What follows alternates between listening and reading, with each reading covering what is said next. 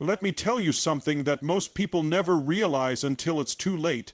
Joy is not something you find, it's something you build. It's not hidden in a relationship, a bank account, a career title, or a number on the scale.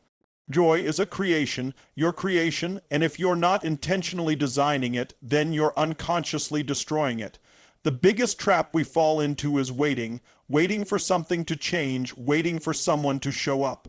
Waiting for the right time, but joy doesn't wait, it doesn't knock, you have to demand it. You have to step into every day with a mindset that says, I will create joy today, not borrow it, not hope for it, not chase it, I will create it. You do that by shifting your focus. You can't feel joy while obsessing over everything that's wrong. You can't feel alive if you keep replaying pain. Start asking better questions. What am I proud of? What can I be grateful for right now? How can I bring more laughter and love into this moment? Those questions shift your entire emotional chemistry.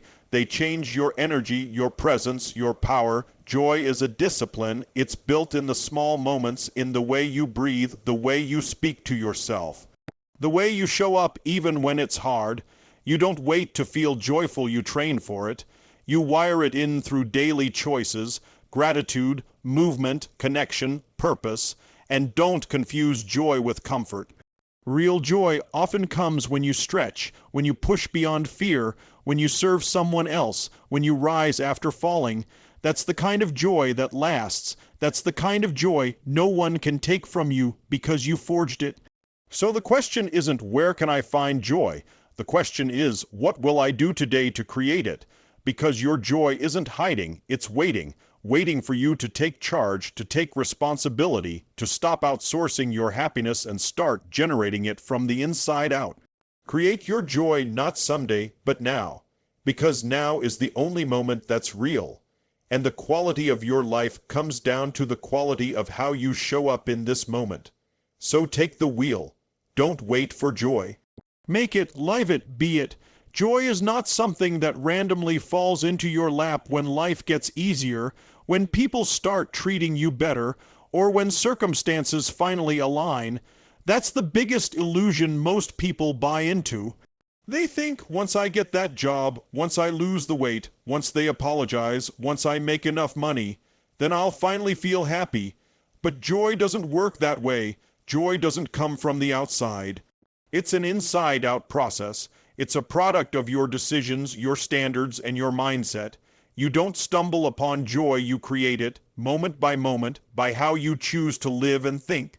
The truth is, you can have every reason to be joyful and still feel miserable, and you can have every reason to feel down and still radiate joy. It's not about your conditions, it's about your choices.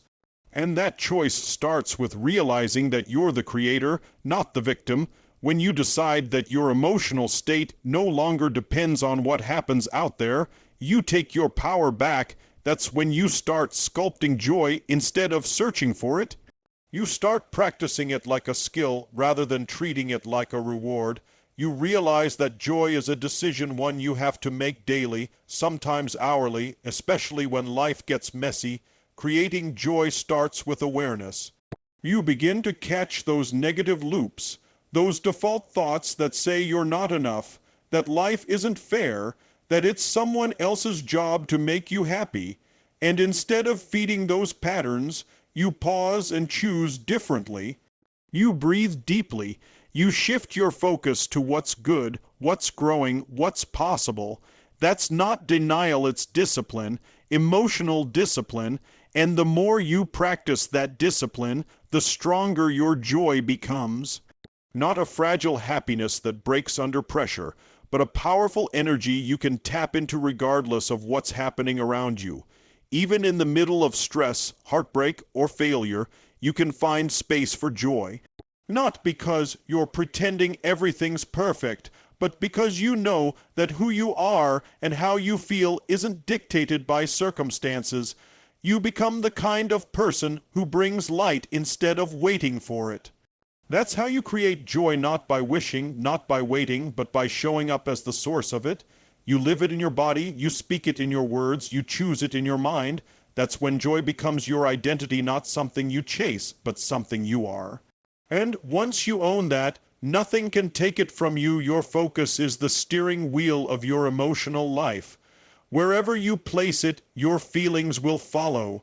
Most people don't realize how much control they have over their internal state because they're too focused on what they can't control: the past, other people, unexpected problems. But here's the truth. What you choose to focus on in any given moment will either empower you or drain you.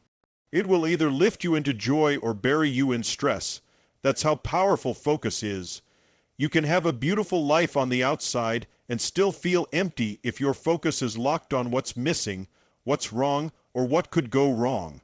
And you can be in the middle of chaos and still feel a deep sense of joy if your focus is directed toward meaning, gratitude, and growth. You have to train your mind to ask better questions because your brain is like a heat. Seeking missile, it will find whatever you aim it at. If you constantly ask, why does this always happen to me? Or what's wrong with me? You'll find an answer, but it won't serve you. It'll reinforce pain, fear, and limitation. But if you ask, what can I learn from this? Or what's great about this situation I'm not seeing yet? Or what's one thing I can appreciate right now? Suddenly your brain starts opening new doors. It finds possibilities. It shifts your state. That shift in focus doesn't just change how you feel, it changes how you act, how you speak, how you carry yourself. And over time, those actions shape your life. The power of focus is that it determines your reality. Two people can go through the same experience: a breakup, a failure, a loss, and come out with completely different emotions. One focuses on the hurt and stays stuck. The other focuses on the lesson and moves forward. The difference isn't luck or personality, it's intentional focus. And the great news is you have that same power. You just have to use it. This isn't about ignoring pain or pretending everything's okay. It's about mastering your mind so you don't drown in what you can't control. It's about choosing to focus on what builds you instead of what breaks you. Every time you catch yourself spiraling in a negative pattern, that's your moment. That's your opportunity to take command and pivot your focus. Maybe it's shifting from anger to compassion, from fear to faith, from lack to gratitude. The shift doesn't need to be perfect. It just needs to be conscious.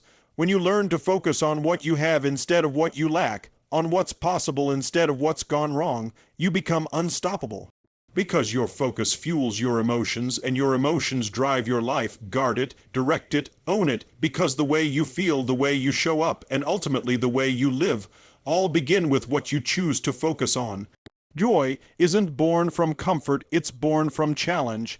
That may sound strange at first, because we've been conditioned to associate joy with ease, luxury, or freedom from problems. But real, lasting joy comes from something deeper, the sense that you are growing, evolving, contributing, and living on purpose. The comfort zone might feel safe, but it doesn't feed your spirit. It doesn't light you up. It doesn't make you proud. True joy is not passive, it's active. It comes from showing up when it's hard, from pushing through resistance, and from becoming more than you were yesterday. Think about the moments in your life that made you feel truly alive. Were they the moments you were lounging on a couch doing nothing? Or were they the times you overcame something, broke through fear, took a leap, gave your all, or helped someone in a way that mattered? Joy is forged in action. It comes from aligning with your highest values, doing meaningful work, connecting deeply, and honoring your potential. And none of those things happen when you're just coasting.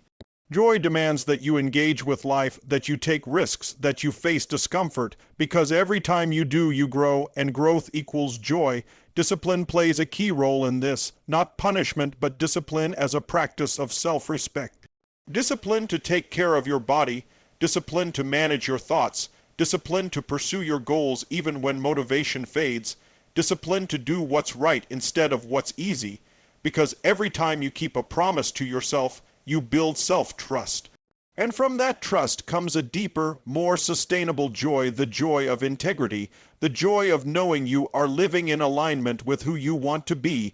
Contribution is another piece of the puzzle. You will never feel lasting joy if your life is only about you.